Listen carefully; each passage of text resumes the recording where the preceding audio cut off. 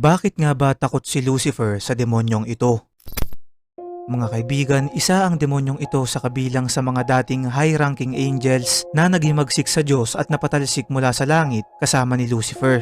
Ayon sa demonology, ang demonyong ito na nagngangalang Astaroth ay isa sa pinakamakapangyarihang demonyo sa spiritual world at sa impyerno. Siya rin ay nabanggit sa iba't ibang libro na may kanya-kanyang mga bersyon, kagaya na lamang ng Biblia, The Book of Abramelin, The Lesser Key of Solomon at Pseudo-Monarchia Demonum. Siya ay inilalarawan bilang isang maputlang nilalang, maitim ang mga mata at may buntot na parang ahas. Hindi literal na sinabi sa mga librong aking binanggit. Natakot nga si Lucifer kay Astaroth, pero inilahad na ang kapangyarihan at malawak na kaalamang taglay nito ay sobrang binibigyang mataas na respeto ni Lucifer, na ayon pa nga sa ilang esoteric traditions ay yumuyuko pa si Lucifer pag dumadaan ito sa kanyang harapan. Pakatandaan na walang ebidensyang magpapatunay sa mga kwentong ito at walang nakakaalam kung totoo nga bang nag-e-exist ang mga karakter na ating nabanggit, dahil wala naman talagang nakakaalam ng totoo dito sa mundo nating punong-puno ng hiwaga.